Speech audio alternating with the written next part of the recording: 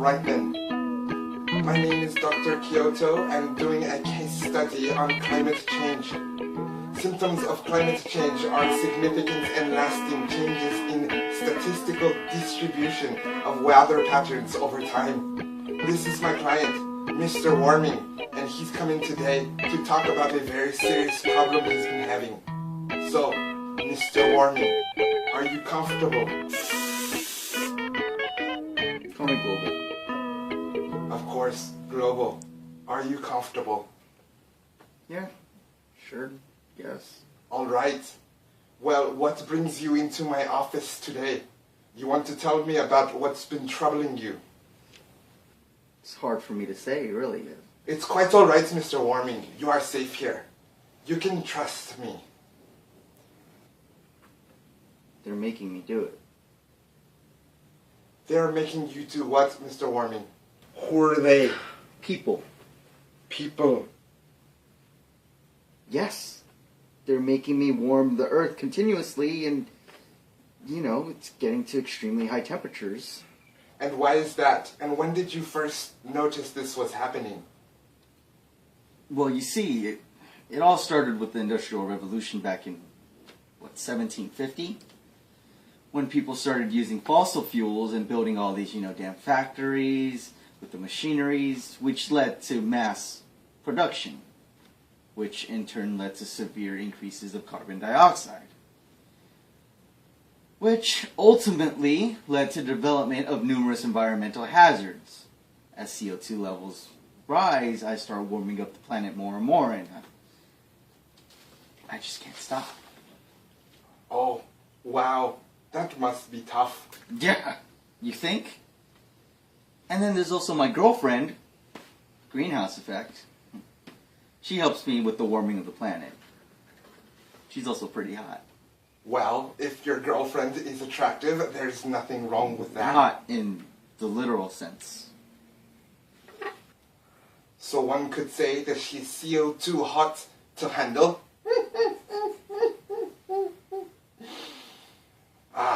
But I digress. Anyway, how does that heat up the planet so much? Well, naturally, she traps the sun's heat in the atmosphere by having these gases like water vapor, carbon dioxide, ozone, and methane all absorb the infrared radiation, which causes me to warm the planet to an ideal temperature. Now, normally, this isn't a bad thing, but you know what they say about too much of a good thing. Yes. Go on. Well, this is the perfect example of that.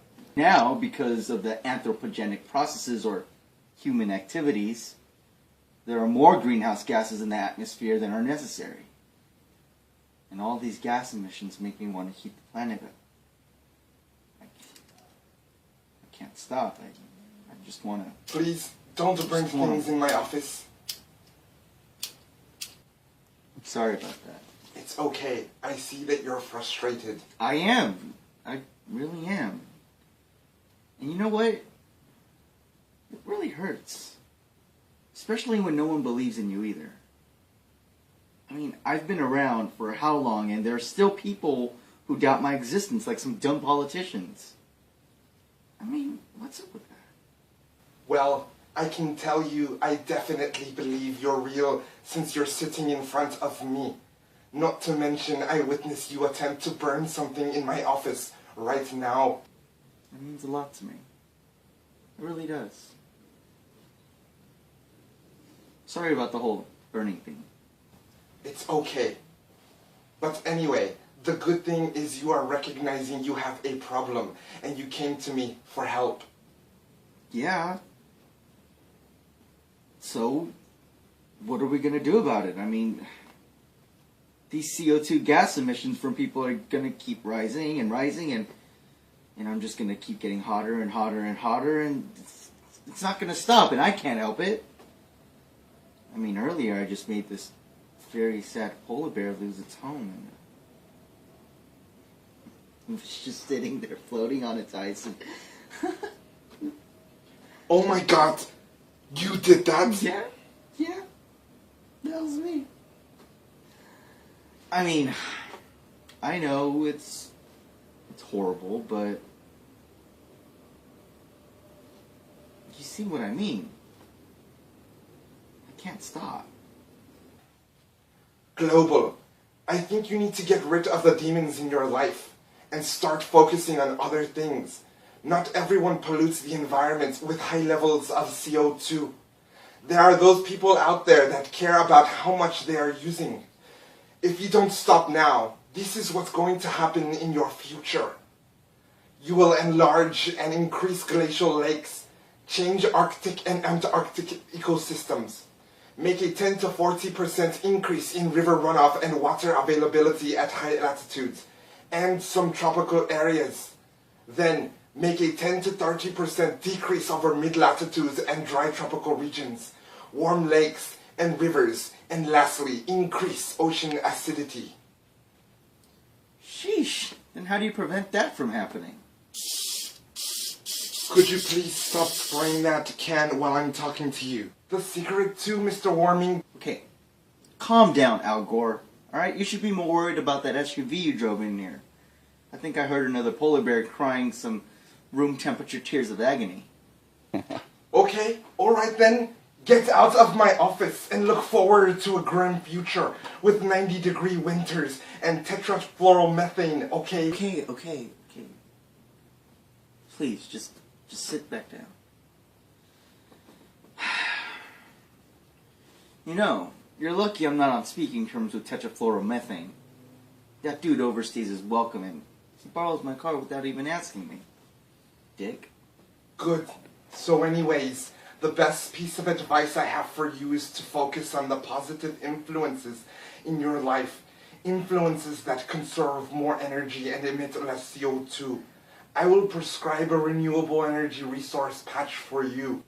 What's a renewable energy resource patch?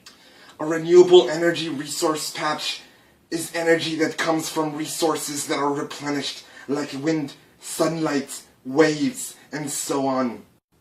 Well, how is that supposed to help me? It will lessen your heating problem by using natural energy alternatives in contrast to your lovely environment-damaging fossil fuel friends that always seem to be tempting you to heat up. So take this prescription. Make sure you feel it and take it. Come back to me in 6 weeks and we will see where you are at. Alright, whatever you say, Doc. I have hope for you. This has been Dr. Kyoto and my client, Mr. Warming. We are working in progress to help him. Hopefully in 6 weeks he will return and make improvement, but it is completely up to him.